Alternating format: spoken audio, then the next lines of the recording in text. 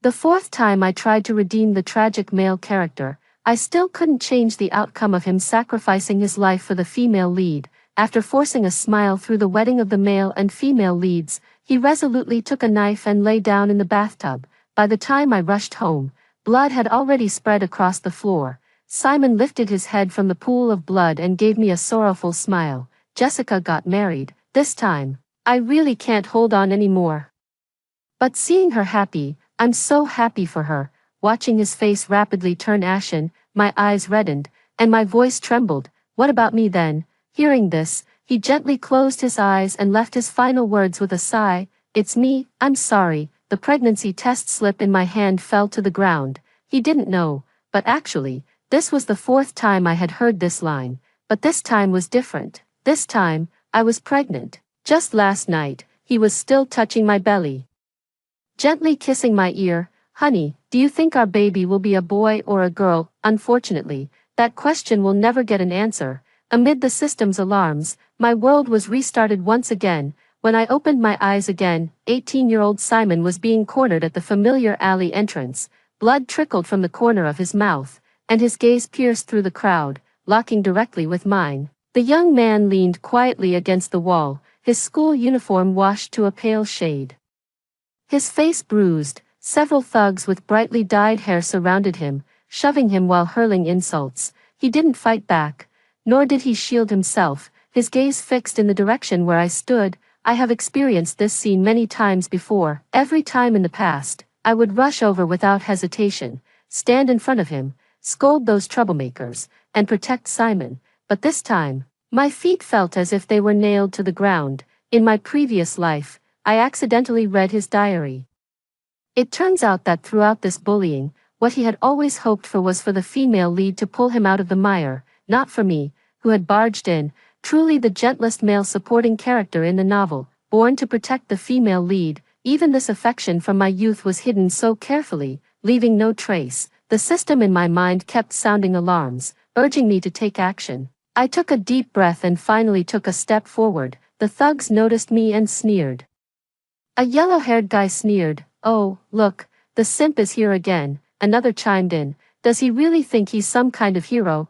I ignored them and walked straight over to Simon, crouching down in front of him. He looked up at me, his eyes showing no surprise, only understanding and resignation. He seemed to have expected that I would come. I reached out my hand in his direction. Then I picked up the pancake that had fallen in front of him and dusted it off. Luckily it's not dirty, I muttered softly, taking a bite. The pancake was still warm, and the fried egg and lettuce inside were specially added by me for him early in the morning, because he always skipped breakfast. I would bring him something different to eat every day. Chewing on the pancake, I looked up and mumbled to those thugs, "Sorry, I gave the wrong thing to the wrong person, you can carry on." In an instant, the entire alley fell so quiet that the only sound left was my chewing. Simon froze, his usually gentle eyes showing a stunned expression for the first time. His face turned pale, his lips pressed tightly together as he turned his face away. I ignored him, munching on my pancake as I stepped around him.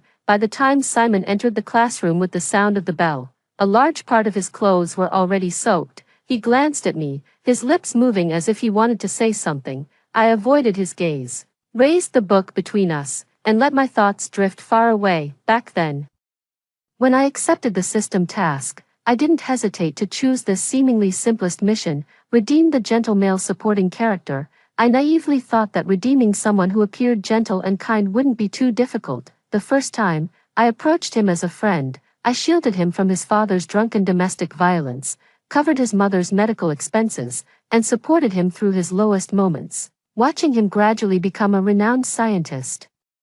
On the eve of his award ceremony, as I proudly brought him flowers, I received an invitation to his funeral instead. The last words he left me were, "I'm sorry," but what he left for the female lead, Jessica, was a letter that spanned a full 3 pages. The letter not only contained blessings for her new marriage but also detailed the birthday gifts to be sent each year in the future, even preparing gifts for her future child's full moon celebration. The second time, following the system's suggestion, I chose to take the relationship a step further. Simon was a wonderful partner. He would come to pick me up at the first sign of rain, instinctively tilting the umbrella toward me. even if he ended up soaked. He would run out in the middle of the night during my period to buy the sweets I craved, tolerating all my unreasonable whims. He would also gaze at my sleeping face in the early morning, propping his head up and smiling at me before gently kissing my forehead. I became so immersed in it all that I fell helplessly in love with him and accepted his proposal. On the day of the wedding, I was filled with joy for the future. When I woke up, the person holding me had already turned into a cold corpse. In his hand was an empty pill bottle, with pills scattered all over the floor. The phone screen was still lit, showing that he had recently liked Jessica's post about her marriage certificate on social media. I unlocked my phone and found dozens of unsent messages in the drafts, all wishing Jessica happiness. The third time, the fourth time, it's always like this. Just moments ago, you were still texting me, honey, what do you want for dinner tonight? The next moment, when I rushed home, he had already jumped from the rooftop. Until this time, just the night before, he kissed my belly and planned our future with me. I was already drafting an application to temporarily stay in this world until the end of my life, but after watching the male and female leads walk towards their own happy lives, it was as if he had finally completed some kind of mission, and he ended his own life once again. After seeing the overwhelming red in the bathroom, the world I had been desperately holding on to completely collapsed. I had already tried so hard to stay by his side, meticulously protecting him at every point where the female lead might have triggered him, but it was always impossible to stop him. I finally understand that the gentle, sorrowful male supporting character in the novel, who always waits behind the female lead, cannot be saved by anyone else. This time, I am truly tired. I cannot save him, nor do I want to try anymore. I submitted the application to abandon the task overnight. The system sighed and went to the higher-ups to go through the approval process. When the class bell rang, the homeroom teacher stood on the podium and announced that the seating arrangement would be readjusted, allowing everyone to choose their seats in order. When it was Jessica's turn, her gaze shifted back and forth between Simon and George. Simon kept looking at her, his fingers unconsciously clutching the hem of his clothes. I choose George, Jessica said softly. Simon's hand, which was about to pull out a chair, paused mid-air. He lowered his head, his shoulders slumping slightly, unable to hide his disappointment. This scene is all too familiar to me. In the past, I would have immediately walked over and deliberately said loudly, I choose Simon, trying to protect his pride in that way. But this time, I glanced at the empty seat next to the school bully John and walked straight over to sit down. John was lying on the desk catching up on sleep, but the sound of me pulling the chair woke him up, and he shot me an annoyed glare. What's all the noise? I ignored him and went on organizing my books. Out of the corner of my eye, I saw Simon sitting alone by the window, the seat next to him still empty, looking sad and lonely. After the class bell rang, Simon walked over to my desk. Winnie, how come? He had just started speaking when John rushed over in a flurry. Winnie, let me copy your math homework, quick. John urgently reached out to grab my homework notebook.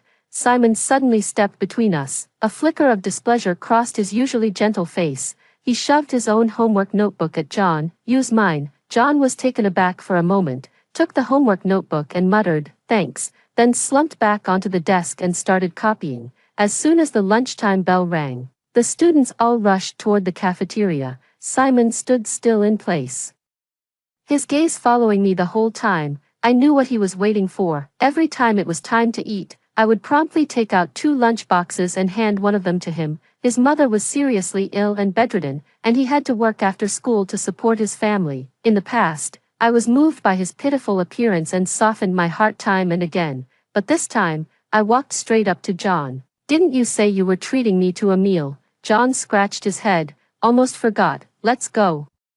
The cafeteria just opened a new window. I followed John out of the classroom, catching a glimpse of Simon standing there with red-rimmed eyes, looking lost. The next day at noon, he was still waiting for me. When I ignored him again and walked straight out of the classroom, he softly called my name, Winnie. I ignored him and dragged my good friend from the next class to the cafeteria in a flurry. On the third day, he finally took the initiative to walk over. Let's go eat, he said softly. With a hint of hesitation, I raised an eyebrow and was about to speak when Jessica suddenly ran in from outside. Her eyes were red.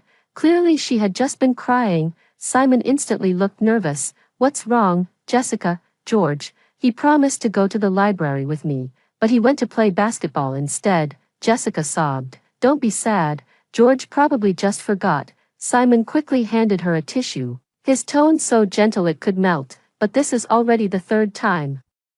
How about I go with you to the library? I happen to have some books to return as well. They went back and forth, completely ignoring me as if I were air. I tactfully slipped out quietly and closed the door behind me. The last class activity before the college entrance exam was a picnic in the suburbs. I had made up my mind not to attend, but from morning reading to break time, John kept repeating in my ear like a broken record, "It's the last group activity, can you do me a favor?" In the end, I was so annoyed by him that I had no choice but to get on the bus. The carriage was noisy and chaotic, and at some point, Simon had taken the empty seat next to me. His face was flushed with an unnatural redness, and a few strands of his bangs were damp with sweat. After the car started moving, he gently tugged at my sleeve. "Winnie, I'm feeling a bit dizzy." I glanced at him. I can tell, he didn't seem to expect me to be so indifferent. Paused for a moment. With a hint of grievance in his eyes, "You used to always prepare motion sickness medicine for me in advance." He seemed to be delirious from the fever, his voice growing softer. "Last time I had a fever, you went out in the heavy rain to buy medicine for me. When my stomach hurts, you always stay by my side and rub my belly for me." With every word he spoke, my heart sank a little deeper. These were clearly events from previous lifetimes. I quickly called out to the system in my mind, but all I heard was a sharp, busy tone. Before I could think twice, the bus jolted violently. A scream came from the front.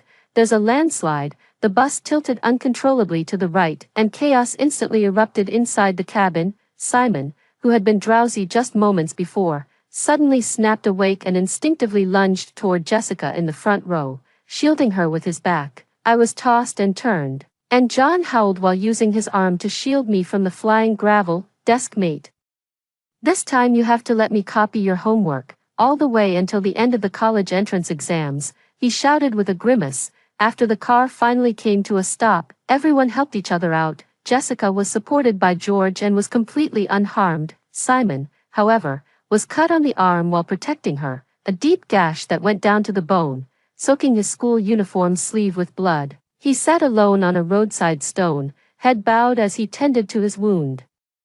He looked up in Jessica's direction, his eyes dim. John nudged my arm. "Hey, aren't you going to check on him?" I was lowering my head to clean his wound and clicked my tongue impatiently at his words. "Hey, man, worry about yourself first." The cotton swab soaked in disinfectant pressed against the wound, making John hop around in pain. Howling and yelping, I rubbed my ears, which were aching from the noise, and suddenly felt a gaze on me. Turning my head, I saw Simon staring at me blankly. He pursed his lips, his eyes slightly reddening. I withdrew my gaze and was about to turn away when he called out to me, "Winnie." His voice was hoarse. "I can't bandage it properly with one hand, can you help me?" I laughed in disbelief. "None of my business. Whoever you got hurt for, go ask them to bandage you." The grievance in his eyes suddenly vanished, replaced by a bright spark. "Are you angry with me because I've been getting close to Jessica? She and I are really just..." I cut him off.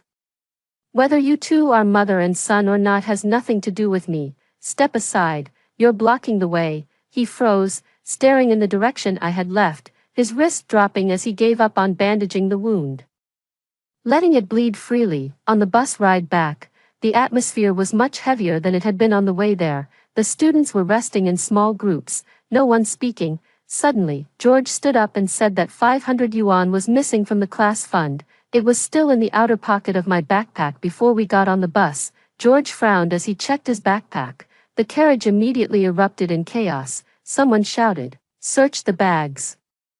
The money definitely hasn't been moved yet." Amid the chaotic chorus of agreement, Simon silently hugged his worn-out backpack tighter. This subtle movement caught someone's attention. "Simon, what's in your backpack?" a boy asked. Simon's face instantly turned pale. "Just some books. Let's take a look." Several boys snatched his backpack without another word. The backpack was torn open, and its contents scattered all over the ground. A few old books, a worn-out wallet, and a stack of loose change. "What's this?" George picked up the stack of money and counted it. "Exactly $500. Simon shook his head in panic. this isn't class funds, this is my mom's medicine money for this month. Stop pretending, a girl said sharply. Everyone knows your family is dirt poor. Where would you get $500? The classmates all looked at him with contempt. Finally, he turned his gaze to Jessica, his voice hoarse. Jessica, you know. I just got my paycheck from work yesterday. Jessica looked at him with disappointment. Simon, I really didn't expect you to do something like this. If you needed money, you could have told us. How could you steal the class funds? Simon's eyes instantly shattered. He opened his mouth, but no sound came out. Watching his helpless expression, I suddenly remembered how in every previous life, I was always the first to stand up and defend him whenever he was misunderstood, but this time, although I didn't want to continue being involved with him, I also didn't want to pretend not to see the truth when I knew it. Finally, I raised my hand and pointed to the luggage rack, speaking helplessly. Is that stack of things the class funds you're looking for? Everyone's gaze turned to the luggage rack, where a stack of banknotes was wedged in the gap. The carriage instantly fell silent, the students looking at each other. Too embarrassed to speak, George was the first to react. Softly apologizing, Jessica also blushed and said, I'm sorry, but Simon just stared straight at me, his eyes shining brightly. As I got off the car, he quickly caught up to me, his voice carrying a hurried breath. Winnie, wait. I stopped and looked at his flustered appearance. The wound on his arm had started bleeding again, staining the hastily wrapped gauze red. Just now, thank you. He pursed his lips and spoke awkwardly. I nodded and took a step back. It's fine, it just happened to be you. If it were someone else, I would have reminded them too. After all, I just happened to see the class funds. I've figured it out. Winnie, just as I was about to leave, he grabbed my arm again. He spoke urgently, his eyes flickering with unease. I was wrong before. I shouldn't have always been around Jessica. I'll keep my distance from her from now on. I promise. Please don't ignore me. This time, let's make it work, okay? Listening to his inexplicable promises, I became even more certain of my suspicions. He indeed possessed all the memories. In that case, I couldn't be bothered to continue beating around the bush with him. Simon, I interrupted him directly, my voice surprisingly calm even to myself. I remember everything, just like you. I remember the memories of every lifetime. The color drained from his face in an instant, his lips trembling slightly. You remember everything. Too lazy to argue with him, I turned to leave. But he stopped me again. Winnie, what are you two doing? John appeared out of nowhere, casually stepping between us.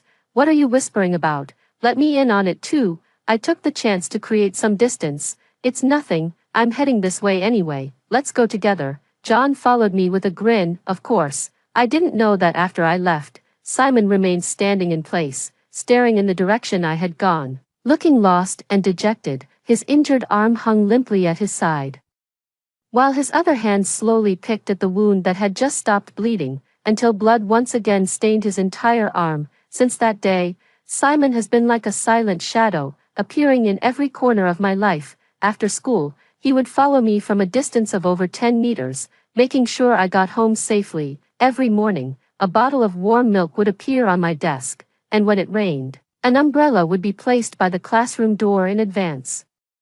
All the careful kindness he once showed Jessica was now transferred to me. I tried to return the milk to him in person, but he just lowered his head and said, "If you don't want to drink it, just throw it away." And the next day, it was the same as usual. This situation continued until the day of the college entrance exam. When I walked out of the exam hall after finishing the Chinese test, I overheard a few classmates discussing, Simon didn't come to the exam today, he missed the first one. I heard he was beaten by his dad and sent to the hospital this morning, lost a lot of blood. I paused for a moment. In previous lives, I would have waited outside his house beforehand to stop his drunk father, but this time, I didn't. Later, I heard that when he was beaten all over and covered in wounds, he kept muttering, "Winnie will come to save me." But this time, there was no Winnie. I smoothly completed all the subjects and, when I walked out of the exam hall after the final test, the long-awaited system prompt finally sounded. "Host, the approval has been granted. It will take a little more time to leave this world. I have prepared a plane ticket and money for you. You can go abroad for a vacation." I looked up at the bustling crowd outside the examination hall, parents holding flowers to welcome their children, In the crowd, I saw Simon. He stood at the very edge, a bandage on his forehead and his arm in a sling, quietly watching me. When our eyes met, his lit up, as if he wanted to walk toward me, but I quickly turned and merged into the crowd, never looking back. I never expected that the little time the system mentioned would turn out to be 7 years. I finished university abroad, found a good job, and life went smoothly. Occasionally, John and I would exchange local specialties through the mail, but aside from that, I had no contact with my former classmates. I never thought I would meet Simon again. He had shed the innocence of his youth and looked exactly as I remembered him after marriage, except there was a hint of gloom and obsession in his once gentle eyes. He knocked me out from behind. When I woke up, I found myself imprisoned in a villa. A delicate silver chain is fastened to my wrist, just long enough for me to move around the room. The system's alarm blares in my mind. Host, how did he turn dark? The higher-ups have checked several times. His attributes are clearly those of a gentle, sorrowful, devoted male supporting character. No signs of a yandere or obsessive tendencies were detected either. I rubbed the sore spot on the back of my neck. Whether he's a yandere or not, I don't know. But attempting suicide 4 times just because the male and female leads got married. Isn't that obsessive enough? The test above really isn't reliable. When Simon pushed the door open, he was holding a tray of food. He carefully placed the food by the bedside and said gently, "You're awake." He sat down by the bed, his fingers lightly brushing my cheek. "I've been looking for you for 7 years. I've thought of you every single day." I turned my head to avoid his touch. He stubbornly turned my face back, his voice hoarse. "For these 7 years, in every city, every country." I never gave up. I looked at him coldly. "So what if you found me?" His voice faltered for a moment, and when he spoke again, there was a sense of urgency. "I want to explain to you. I know, the person I used to be was indeed irresponsible. I was wrong. So now you're locking me up as compensation." I interrupted him sarcastically. He was momentarily speechless, and when he looked up, the corners of his eyes were red. "Honey, believe me, I truly know I was wrong. I love you." Hearing that term of endearment, I was taken aback for a moment, then laughed. "Simon, since you love me, tell me, was the child we had back then a boy or a girl?" Hearing this, his expression instantly shattered, his eyes reddened, and his voice choked with emotion. "I'm sorry, I was utterly unworthy of being a father back then. Every time I think of that child, my heart feels as if it's being cut by a knife. I know it's too late to say this now, but Winnie, give me a chance. Let me spend the rest of my life making it up to you, darling. I love you, I truly love you." Watching him in such agony, I closed my eyes. Whatever, in any case, I only have 3 days left before I leave this world. For the next 2 days, Simon was incredibly attentive to me, to the point of being almost overly cautious. He remembered all my preferences. Every dish he cooked was my favorite, and even the room's fragrance was my beloved white tea scent. If I asked him to pour water, he poured water. If I told him to cut fruit, he cut fruit. Even when I made unreasonable demands for things that simply didn't exist in this country, he somehow managed to get them for me. He would go east if I said so, never west, except for that silver chain on his wrist, which he absolutely refused to remove. "Just wait a little longer." Every time I brought it up, he would avoid my gaze. "Until I'm sure you won't leave." Every night, he would anxiously hold me from behind, burying his face in the crook of my neck, and softly call my name over and over. "Winnie, Winnie." I never responded, like a soulless puppet, until the last night, when he murmured my name again. I stayed silent for a moment and whispered, "Let's sleep." I felt his body stiffen for a moment, then he held me even tighter. A warm dampness spread against my neck, and the collar of my pajamas was soaked with his tears. On the afternoon of the 3rd day, his phone rang. The caller ID showed Jessica. I leaned against the headboard, watching his back gradually stiffen as he answered the phone. A faint sobbing voice of a woman could be heard from the other end of the line, saying she was getting married and hoping he would attend the wedding. After hanging up, he remained silent for a long time. His phone screen was lit, showing that he had already booked round-trip tickets. "The departure is at noon today, and the return flight is in just 2 hours, honey." He hesitated as he walked to the bedside. "Jessica, I'll just make an appearance and come right back." "Go ahead," I said calmly. "I'm not leaving. I'll wait for you to come back. He seemed taken aback by how readily I agreed, pausing for a moment before quickly explaining, I'll only be gone for 2 hours. I'll leave right after the ceremony. See, I booked round-trip tickets. I'll be back by tonight. Watching him hurriedly pack his luggage, I couldn't help but find it amusing. It turns out that some people, no matter how many times they start over, can never change the instincts ingrained in their bones. The moment he closed the door, the system's prompt sounded right on time. Host, the exit passage has been opened. You have 3 hours left to bid farewell to this world. No need to wait that long. Send me away now. Are you sure? There are still 3 hours. I'm sure. I closed my eyes. I don't want to stay a second longer, as his plane soared into the sky. My world began to turn into scattered starlight. With one last glance, I saw the note he left on the bedside table. Wife, wait for me to come back. Let's start over. The handwriting is hasty, yet it carries a cautious sense of anticipation. Unfortunately, there is no starting over. This time, I was the one who left first. I asked the system to let me choose the way to leave this world, deliberately selecting the most tragic one. After blocking the pain, I watched as my skin split inch by inch. Blood seeping from countless fine wounds, staining the sheets beneath me. I have selfish motives. After watching Simon leave in such a resolute manner so many times, I had to get my revenge. At the wedding venue, Simon sat among the guests, growing increasingly restless. He sent me over a dozen messages, but they all went unanswered. The calls I made went unanswered, and eventually, the phone was turned off. I'm sorry, I have to go. He suddenly stood up and rushed out of the wedding venue under everyone's astonished gaze. On the plane, he clutched his phone tightly, his knuckles turning white. An indescribable sense of panic seized his heart, just like the premonition he had felt in his previous lives every time he chose to end his life. When he pushed open the villa door, a thick, heavy smell of blood rushed toward him. His fingers began to tremble uncontrollably, almost unable to grip the doorknob.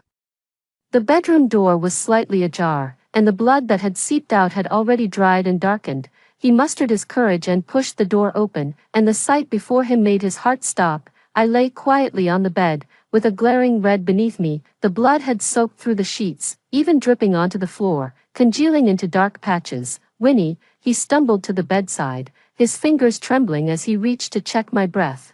The next second, he suddenly fell to his knees.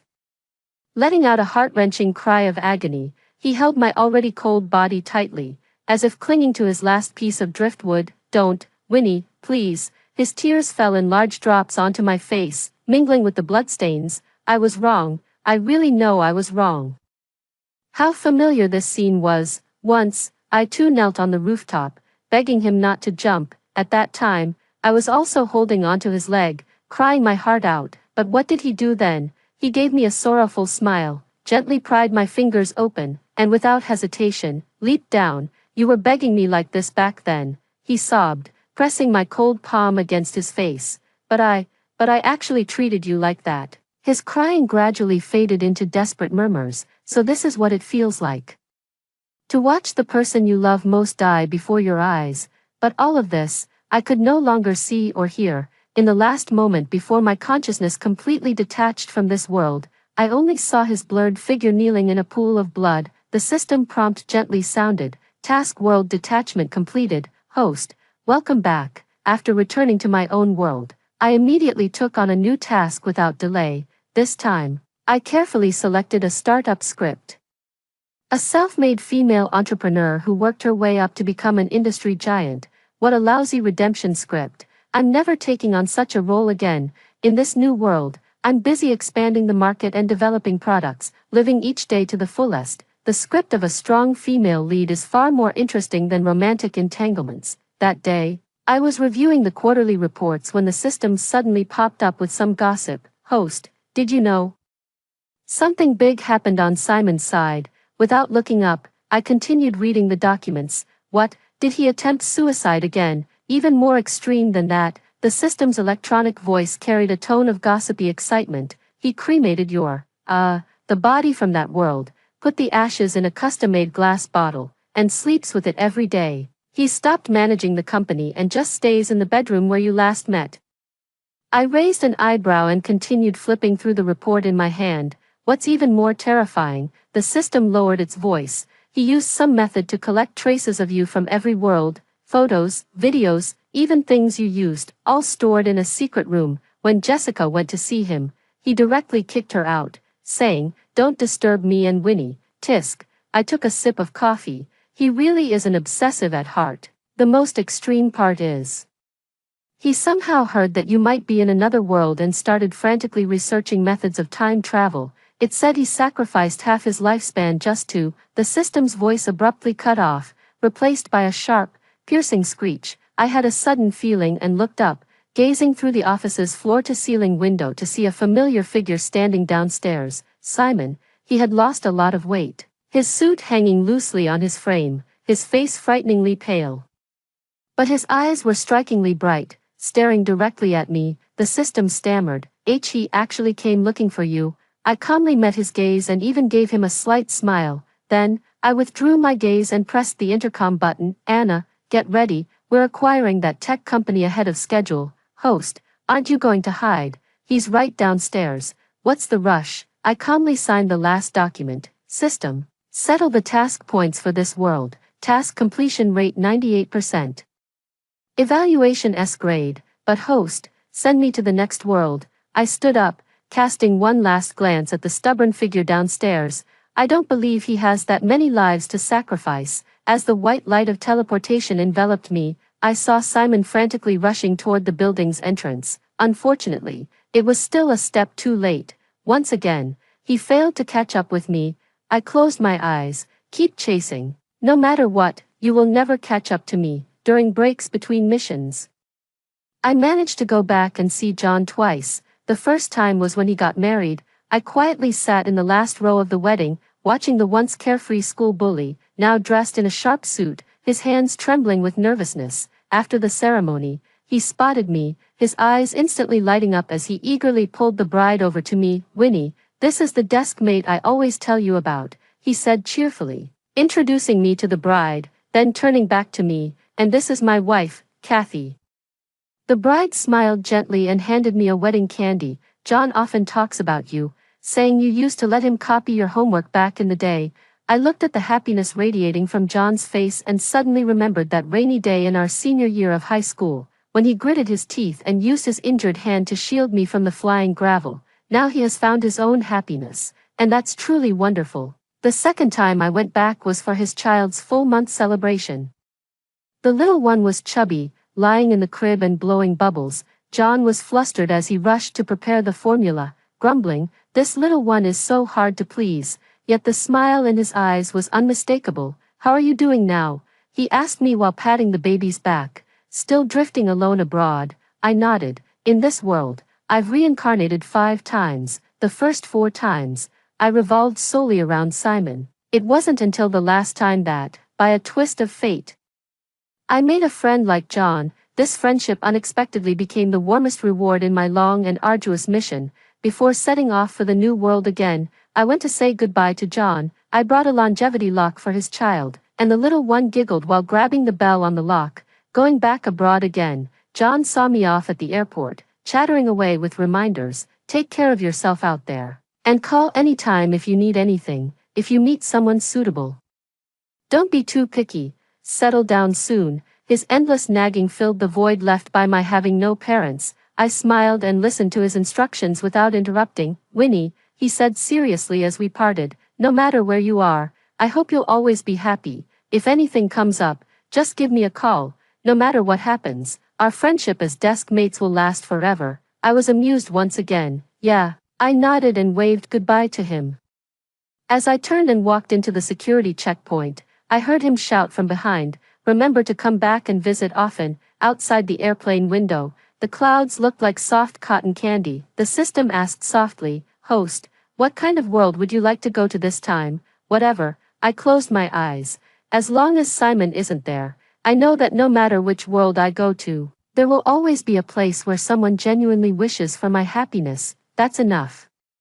After hearing the first story above, what are your thoughts? Feel free to share your opinions in the comments section. Next, there is another similar story. Let's continue to see. After setting a fire and perishing together with my family, I transmigrated into the cannon fodder rich daughter in the novel. The system gave me the task of redeeming the tragic male lead. If I fail, I can't go home. How ridiculous. I was poor my whole life, finally managed to perish together with a family of vampires, and now I've transmigrated into a book and become incredibly wealthy. Only a fool would go back. Holding the Centurion black card, I shook my head regretfully at the system. I'm really sorry, but compared to the second male lead, I need this black card more to redeem my miserable life. Just after I set the fire and perished with my entire family.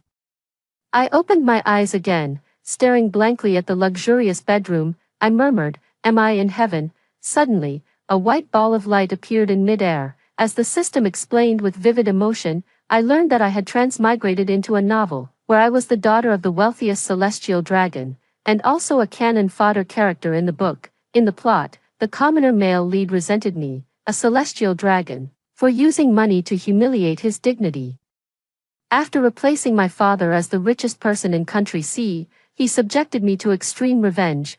It wasn't until many years after my death that the second male lead finally came to his senses and remembered all the kindness I had shown him, but by then, I had already been reduced to ashes by him. Left with no choice, the second male lead bought a burial plot for me and had my name engraved on the tombstone. He then spent his days drinking heavily in front of my grave, weeping uncontrollably until he eventually cried himself to death right there. The system, holding my unlimited black card, instructed me to go and help the second male lead, who was still an unknown commoner living a life of hardship. After listening to the male lead's tragic backstory, I excitedly snatched the black gold card from the system. I had the driver take me to the nearest luxury mall. The driver sped through the rainy night, splashing mud all over the male lead. After getting out of the car, I didn't even glance at the male lead and rushed straight into the mall, swiping the card to buy several designer outfits and 4 gold bracelets. You know, wearing something on the wrist isn't cumbersome at all. The jingling of the accessories is actually quite pleasant to hear. During this time, the male lead Lucas kept sending me messages and calling, which greatly interfered with my first shopping spree after striking it rich. So, without any hesitation, I turned on the "Do Not Disturb" mode. Then we went to eat at a high-end restaurant in the mall. After eating and drinking to my heart's content, I walked out of the mall, with the trunk filled to the brim with my purchases. After returning to the villa, the driver placed all the things I bought in the living room, and because I had suddenly become rich after being poor, I was in such a hurry to spend money at the mall that I didn't take the time to properly look at my new home. I stared blankly at the room's arrangement, feeling as if everything was just like a dream. Just then, a middle-aged woman suddenly came downstairs and pulled me back to reality. "Miss, weren't you supposed to pick up young Master James? Why did you come back alone?" Faced with the sudden accusation, I was momentarily stunned. Then I realized that the woman was referring to the second male lead, Lucas, as young Master James. And this woman wasn't anyone important, just one of my nannies. I sneered and stared back at the woman, retorting, "Vivian, since when did we have a young Master James in this house?" Vivian came down the stairs with an unhappy expression and said, "Miss, it's raining so heavily outside. What do you expect Mr. James to do?" The resentment Vivian felt toward me was written all over her face, as if the Mr. James she mentioned was the true owner of the villa, her real boss, while I was merely a temporary resident who refused to leave my place. How ridiculous. It was only recently that Vivian accidentally broke a bottle of lotion I brought back from France while cleaning. I had planned to deduct the cost from Vivian's salary, but what did Lucas say at the time? "You're so wealthy already, why do you still need to deduct from Vivian's salary? Vivian usually works hard enough with the cleaning. It's just a bottle of lotion. Do you really need to be so aggressive?" Lucas has been living in my villa for nearly 2 years. Over these 2 years, he has been gentle and tolerant toward everyone in the villa. Combined with his striking appearance, Lucas quickly won their favor, but toward me, he has always been cold and distant, never hesitating to speak harshly. These words seem to want to nail me forever to the pillar of malicious shame. But isn't it only natural to compensate for breaking the master's belongings? And that bottle of lotion was brand new. This system is quite ridiculous as well. I actually have to save such an ungrateful wretch, while others curse their benefactors after receiving help. Lucas is taking my money while hurling insults at me. Does someone like that even deserve redemption? Rather than saving Lucas, shouldn't I be redeeming my own already battered and bruised self? I looked coldly at Vivian and said, "What, you care so much about Lucas? Does he pay your salary?" Vivian's expression stiffened, as if she hadn't expected me to say that. "Yes, ever since Lucas arrived." In order to please him, I never scolded the household staff even if they didn't perform well. The other servants in the villa were grateful for my good temper and worked even harder. Only this Vivian was bold enough to actually dare to question her own boss. Vivian's face stiffened, her lips trembling slightly as if she wanted to say something but didn't know what. At that moment, the villa's main door suddenly swung open. Lucas walked in, covered in mud and water, and behind him was a woman, also drenched, who looked delicate and fragile. This is the resilient commoner heroine, Bella, from the plot. As soon as Lucas appeared with Bella, the system popped up again. "Host, your mission is to redeem the tragic second male lead of this story." The plot has now progressed to the point where the male and female leads have become a couple, while the second male lead is still trapped in the mire of unrequited love for the female lead. The male and female leads are currently having a disagreement and have broken up. The second male lead thinks his chance has come, so he brings the female lead back in the rain. "Go ahead, host, go redeem the second male lead. Your task is to provide the second male lead with money and resources, help him cross class barriers to become a celestial being, and from then on, reach the peak of life." I ignored the system's frantic chattering and curiously looked at the female lead, Bella. When she noticed my gaze, Bella, like a frightened little white rabbit, hid behind Lucas, and Lucas immediately shielded Bella in his arms. Lucas frowned and questioned me. "Rachel, I called you so many times, why didn't you answer? I even saw your car pass by me, why didn't you pick up Bella and me? What if Bella catches a cold?" I didn't hear what Lucas was saying at all. My attention was completely drawn to the name, Rachel, Rachel, Rachel. I chewed over this name a few times in my mouth and really liked it. Ever since I crossed over, the system has been constantly chattering in my ear about how Lucas is doing, how the female lead Bella is doing, only, I never said what my name actually is. But then again, it's not too late to know now. This name is really good, 1,000, 10,000 times better than Nancy. Just as I was still lost in thought, Vivian had already sympathetically handed 2 dry towels to Lucas. Then, while wiping the mud and water off Lucas, she turned her head and scolded me. "Yes, miss, you went out and bought so many things, such a waste, it's truly a sin." It was also at this moment that Lucas noticed the 4 large gold bracelets on my wrists and the dazzling array of branded shopping bags. Lucas looked at these things, his face dark and unpleasant. "Rachel, why do you always have such a princess-like temper? Do you think having money makes you so great? Who are you trying to show off to by wasting money like this? Can't you just change your awful habits? You have no compassion at all. Let me tell you, if Bella catches a cold from getting caught in the rain, I'll make you pay. Every time I go out to buy something and come back, Lucas scolds me with a cold expression. That feeling is like I was spending the money from Lucas's card." But at that time, I loved Lucas so much that I kept my head down and didn't even have a word of rebuttal. To bridge the gap between Lucas and me, and to protect his fragile self-esteem, over time, I stopped buying things as often and no longer frequented the restaurants I used to go to. But even so, Lucas was still not satisfied. He always scowled and complained that I was too extravagant, saying I spent money recklessly. I furrowed my brow tightly and said coldly, "I'm spending my family's money, and I'll spend it however I want. Do you live by the sea? Mind your own business." Lucas's face stiffened, as if he hadn't expected me to say that. "Rachel, it's hilarious. Who wants to listen to him talk nonsense here?" I retorted directly. "Could it be that I've taken you in for so long that you've forgotten you're a homeless wanderer and are now planning to seize the nest?" I paid no attention to Lucas's already pale face, let out a scornful laugh, and continued. "Or have you stayed so long that you've started to think everything here belongs to you?" Lucas's face turned ashen. Every word I said hit Lucas's fragile self-esteem hard. In the past, I liked Lucas, so naturally, I cared about his dignity. Every time I spoke, I would run the words through my mind to make sure they were okay before saying them, afraid of hurting him. Lucas's self-esteem is sensitive and fragile. As a commoner, He thinks highly of himself but lacks the necessary resources. He wants money and expects people to kneel down to give it to him.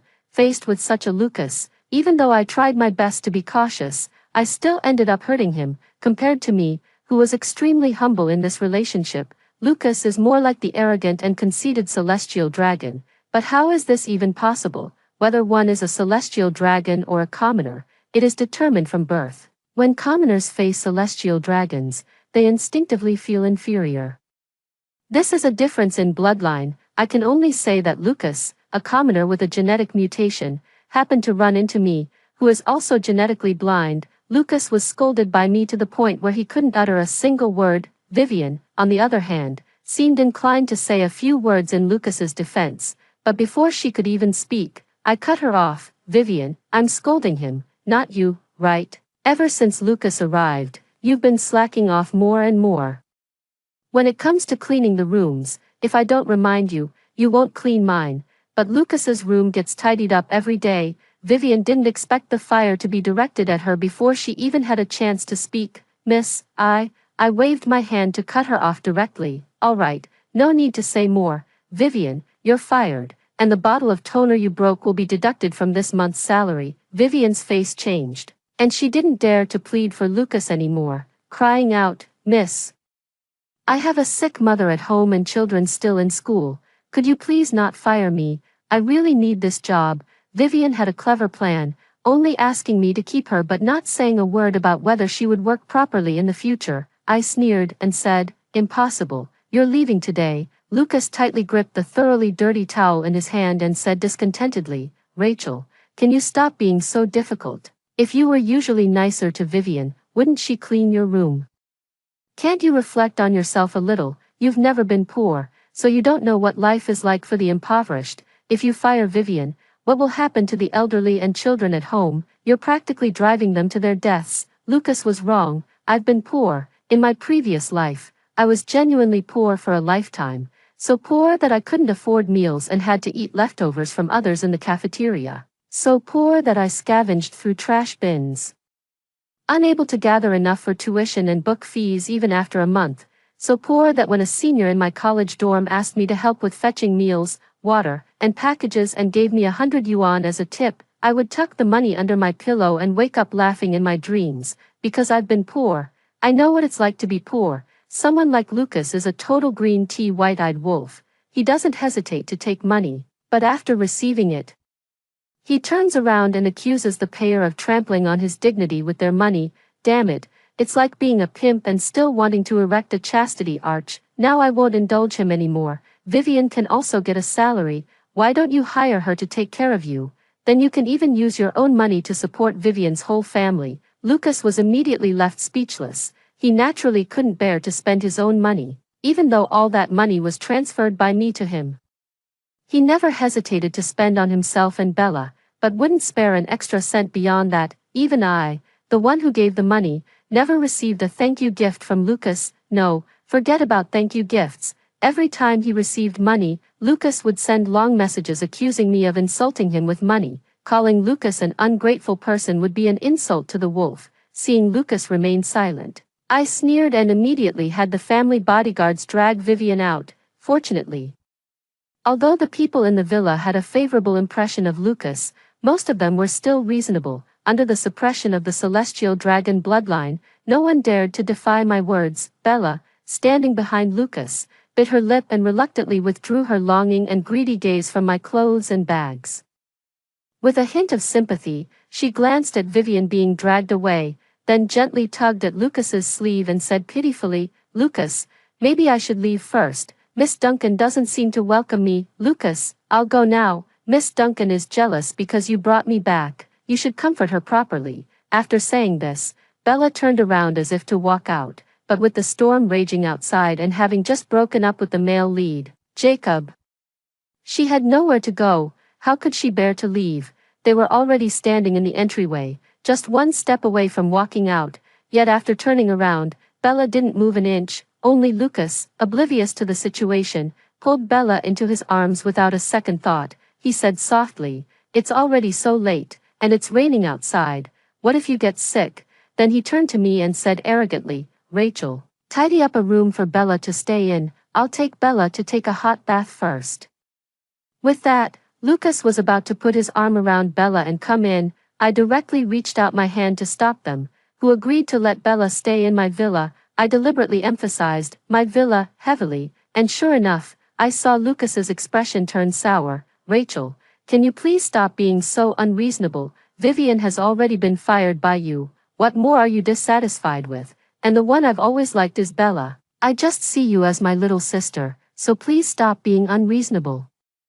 "I'm being unreasonable." I was so angry I felt like my lungs were about to explode. For a moment, Lucas overlapped with David, my brother from my past life. My adrenaline instantly surged, and I immediately grabbed the baseball bat by the sofa and started hitting Lucas, mimicking my parents' rhetoric from my past life, cursing, "Treat me like a sister. Other brothers give their sisters money. How can you be so shameless always asking me for money? Why can't you just marry yourself off and let me spend the bride price? You damn well eat my food and use my things, and you dare treat me like this, you rotten scoundrel. I'm going to beat you to death today." Lucas didn't expect me to suddenly attack and was caught off guard. He was already beaten all over and couldn't fight back at all. Meanwhile, Bella was screaming as she watched the scene, not even telling me to stop. After a long while, I had hit enough and was tired. I sat down on the sofa with the baseball bat in hand. At this point, Bella was actually feeling sorry for Lucas and helped him up. Lucas was in pain all over his body, not even knowing where to hold, and said with a grimace, "Rachel, what on earth is wrong with you? How dare you hit me? Apologize to me and Bella right now, or I'm moving out tonight." After venting, I felt incredibly relieved, hearing Lucas's words. It felt like I had just heard the biggest joke in the world.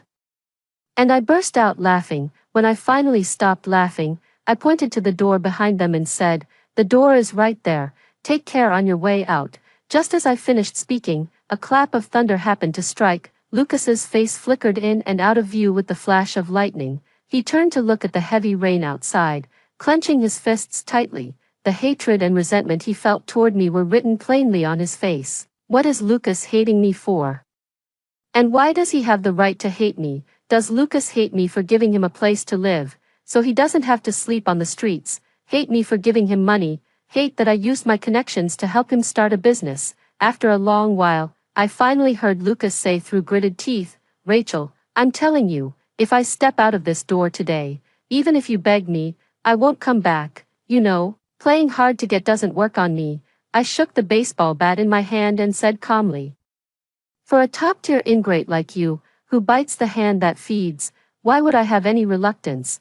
Where did you get the confidence to think I would ever let you come back?" The color drained completely from Lucas's face. My words undoubtedly hit his sensitive nerve again. Before today, I had never spoken such harsh words to Lucas, but from now on, I will often say such mean and sarcastic things. Because I am no longer the person I used to be, now I am vicious Rachel.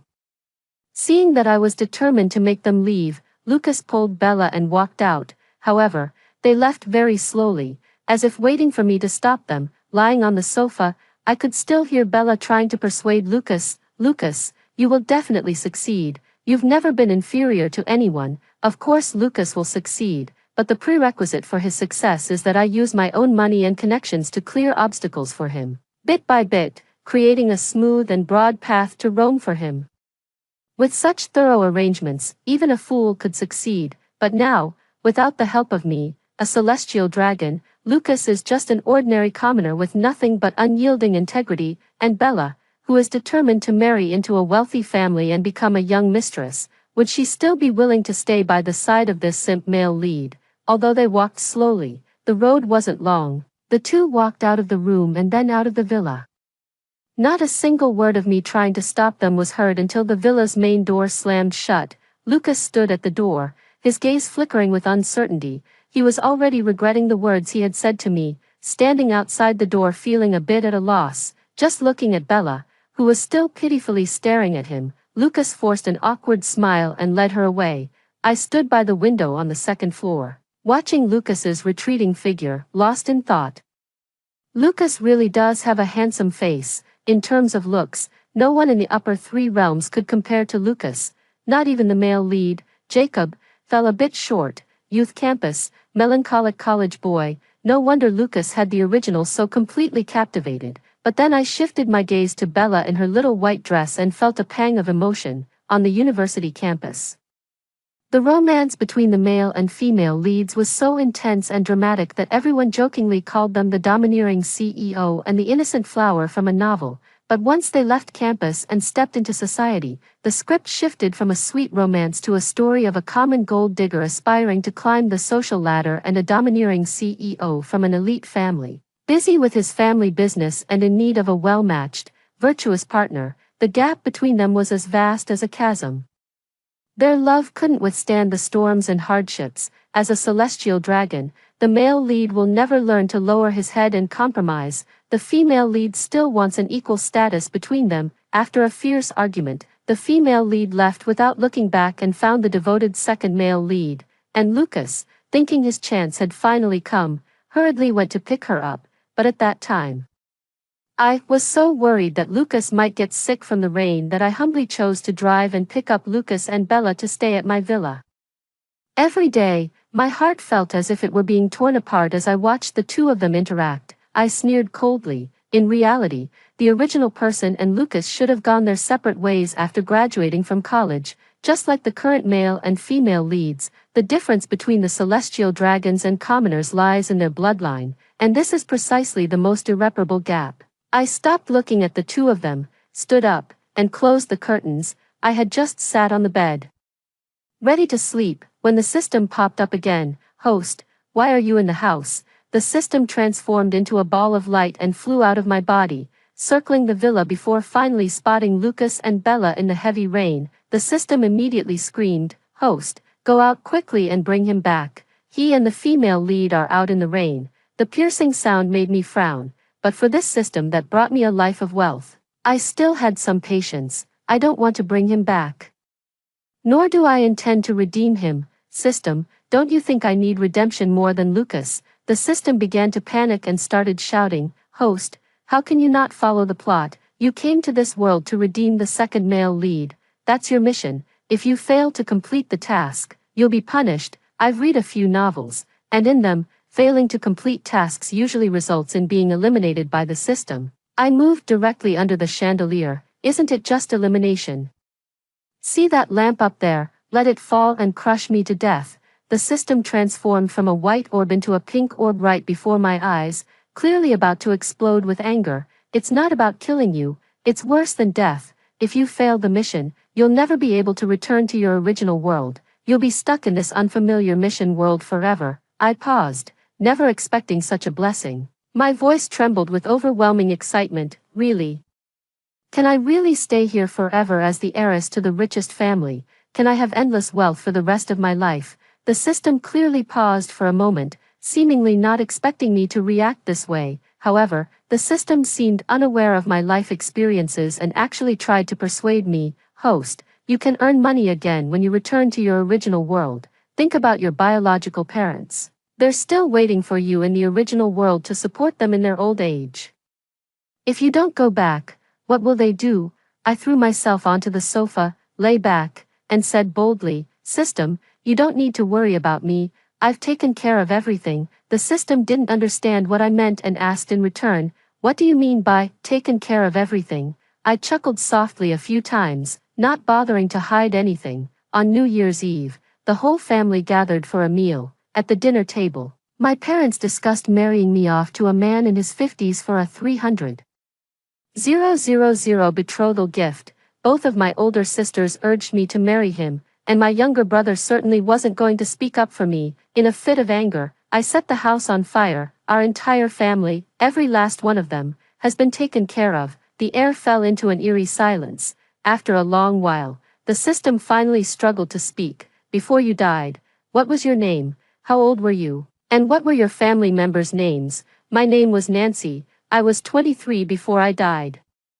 I have two older sisters, a younger brother named Precious. My father is David, and my mother is Sarah." After saying that, I directly lifted the blanket and lay down in bed. After a long while, I finally heard the system whisper, "Host, compared to the second male lead, I feel your mental state is even more. Maybe you should go see a doctor." I lowered my gaze and said nonchalantly, I have severe depression. If you keep urging me to complete tasks, be careful, my depression might turn into bipolar disorder, and I'll just kill off your tragic second male lead. The system seemed to believe it and immediately fell silent. In my previous life, I was so poor that I certainly couldn't afford to see a psychologist. I knew I had mental issues, all caused by poverty and my dysfunctional family. Now that I have money and have broken free from those vampire-like family members, why would I need to see a doctor?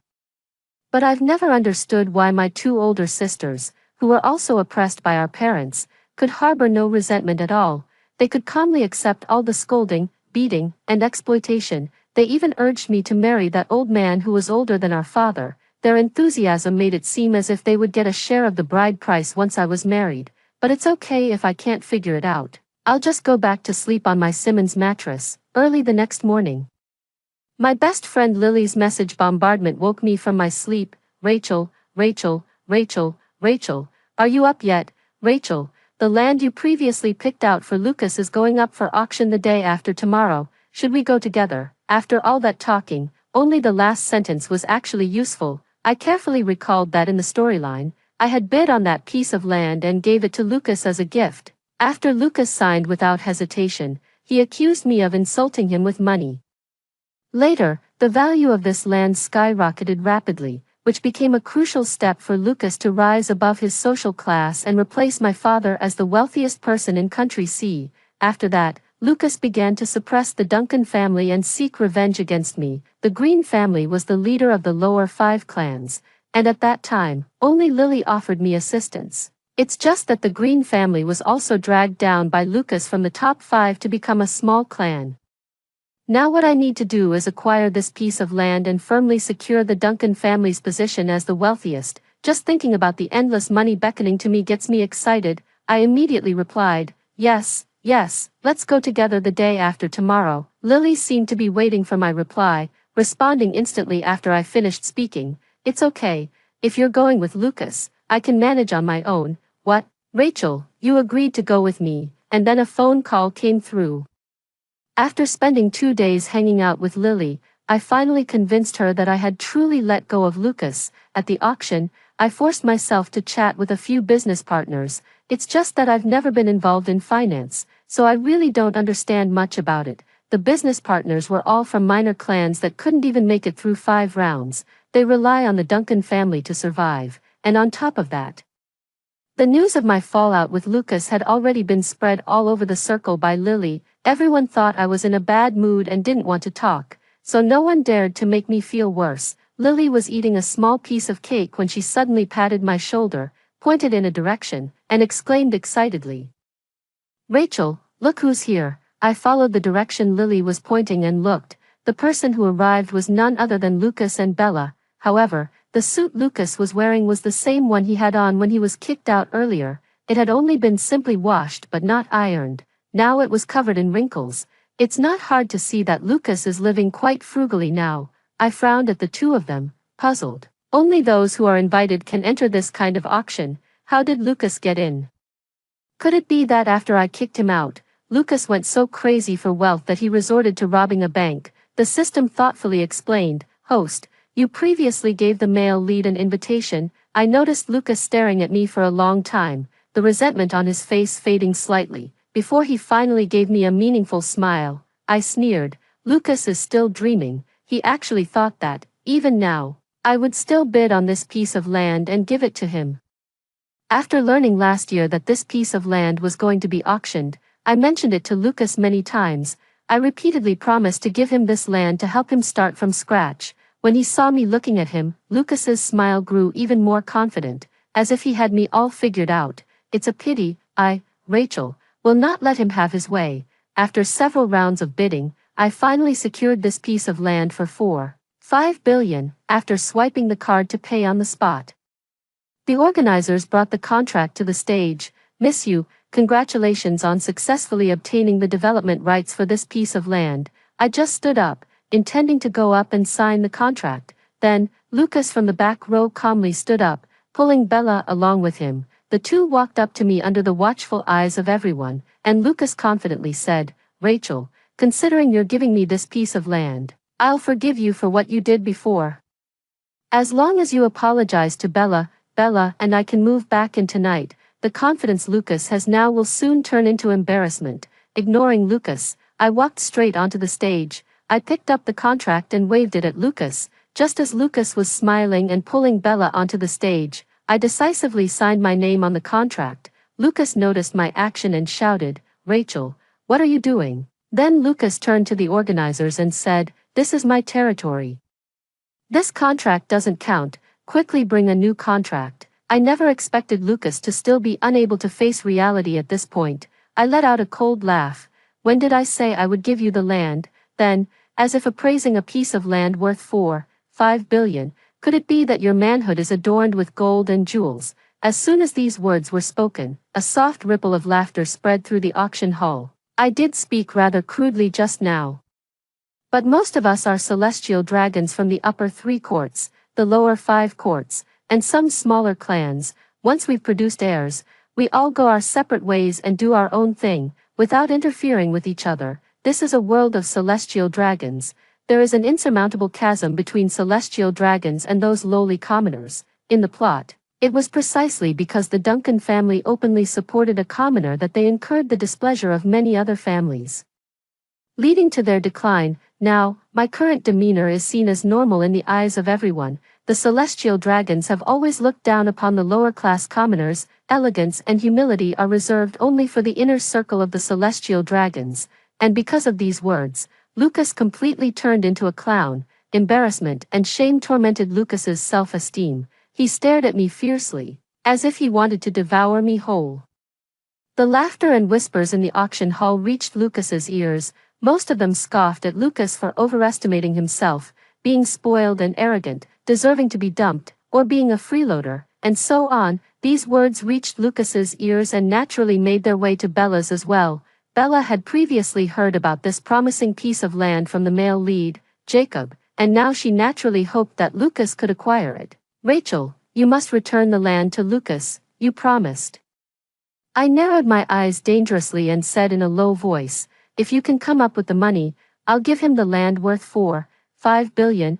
Bella didn't expect me to be so ruthless. With moist eyes, she looked pitifully at Jacob, who was also from the upper 3K and sitting in the front row. Jacob didn't expect Bella to display such emotions so openly, and his expression immediately turned unpleasant. He directly ordered, "Can't you see they're already affecting young Master Duncan?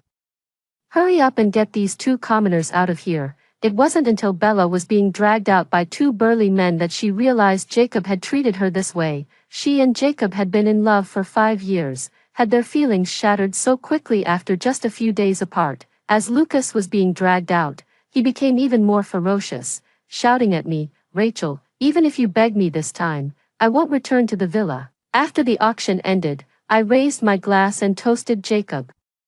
He returned the toast as well. As the event was winding down, Jacob leaned close to me and whispered quietly, "Young Master Duncan, those 2 troublesome commoners, should I have someone take care of them?" I was startled, knowing that the celestial dragons looked down on commoners, but I never expected them to be this ruthless. I glanced around and saw that everyone seemed to take it for granted. I forced a dry laugh and declined. "No need, without me, he won't be able to achieve anything." Jacob narrowed his eyes slightly, raised his wine glass, and clinked it with mine. "That's true, the competition among the celestial dragons is just as fierce. The fact that this piece of land could allow the male lead Lucas, with his commoner bloodline, to join the ranks of the celestial dragons is enough to demonstrate its immense value. Now that I'm here, I naturally have to develop this land properly and ensure the Duncan family doesn't repeat past mistakes.